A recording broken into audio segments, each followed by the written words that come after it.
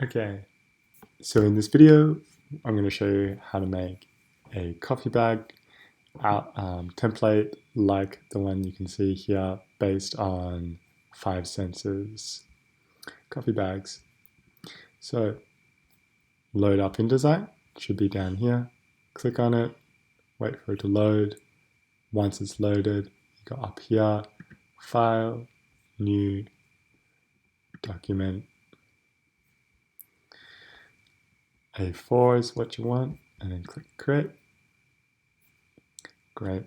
Now you can press Command 0. Oh, that's I can do it for me. That's fine. Don't worry about that last thing. Okay. So now we want to actually put in a coffee bag from 5senses to use as a basis. So we're going to go File, Place, then I select the coffee bag that I've downloaded earlier. So you guys need to download this. I'm going to use this one. It's nice. Chuck it here. And great. Now I'm going to do something to make sure it doesn't move. So I go Object, Lock. Now I can't click on it. But I can unlock it later if I need to move it. But for the moment, it's just going to leave it there. Cool. Now we're going to build the kind of shape of the coffee bag and all of these squares. So firstly, the outline of the bag. I'm just going to square down. Adjust it a little bit. Remember that to adjust things, you need to go back to the black arrow. You can't be on this tool still.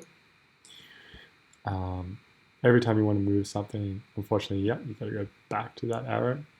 So that's pretty good.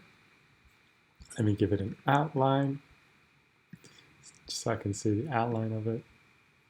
Now the corners are an angle, are rounded, sorry. So I'm going to change those corners. Object, corner options, rounded. Let's see, how's that looking? Yeah, it could be more. So I can make the corners more rounded up here. There we go. Okay. Great. Looking pretty good. So now I'm going to add in the other box here. It's going to be my, this is where I put my paint splash. For now, I'll just give it a black outline. I won't give it a fill color.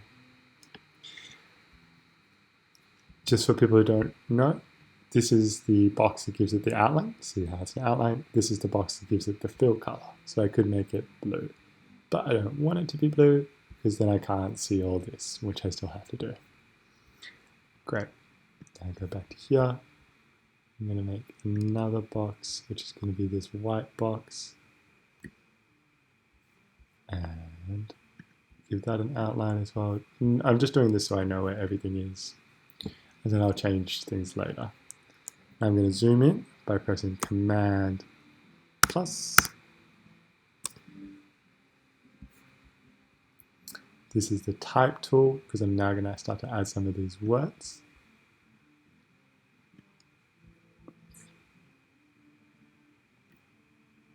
All right.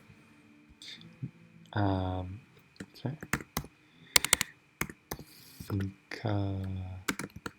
Conception. Now, obviously, it's not a serif. I don't know if I've got anything that's going to be that similar. Yeah, definitely not that. I should have tried to find this before I started. Whoops, that's all right. Let's see what we got. This might be similar. All right, so enlarge it. That looks a little bit more bold. Let's see what we got. Medium. That still looks a bit more bold. Hey. Maybe.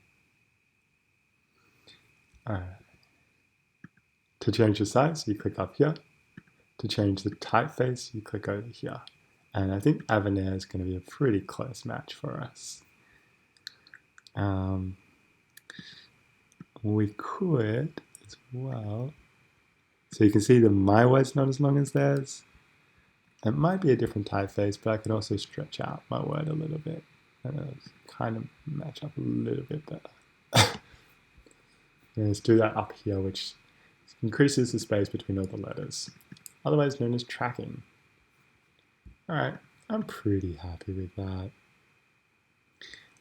And then the rest is just going to involve me doing these different text boxes to put in this information. Again, I want Avenir,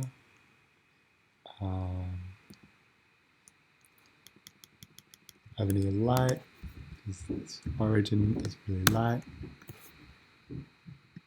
Here, I'm going to change the size again because it's much smaller. And see how the words I'm typing, but no words are coming up? It's because the text box is too small. That's all right. I just go here, and there's my text. So I go back. Obviously, it's still way too big. So I'm just shrinking it down up here. 5 looks better.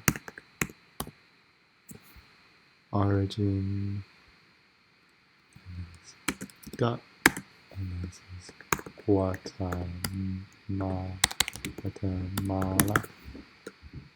And then I think it might be a little bit bigger than 5. Yep, that looks better. A couple of spaces. Producer dot prim. I make up this word a little bit. Primera coffee importers. Nah, it's not going to line up perfectly because I made up the word, but that's okay. I do know that that was bold, so I wrote black, and this is bold. So black as well. Cool. I think this writing is actually the navy blue. It's not black.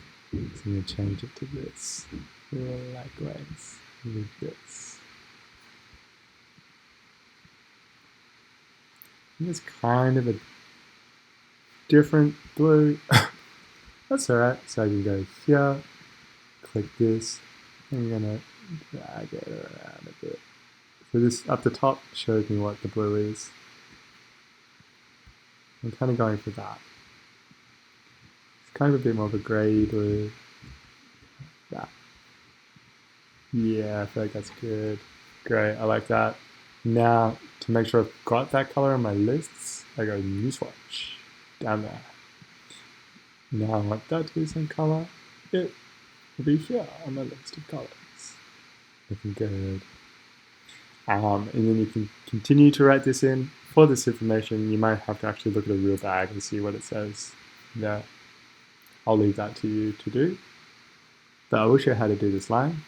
So to do this little line, small detail, click on the line tool. Click here, hold, press shift to make sure it's straight, and let go. Now you don't really have a line yet. That's because you got to give it a thickness. Let's try a 1. I think that looks good.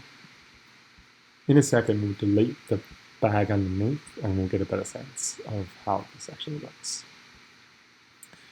Okay, I'm going to zoom out, so Command minus. Oh, I've got the 250 down there. I'll leave that for you guys to do, but I'm just going to show you what to do in terms of the colouring the bag or putting the paint in. But I might show you in the next video, and we'll leave this as part 1.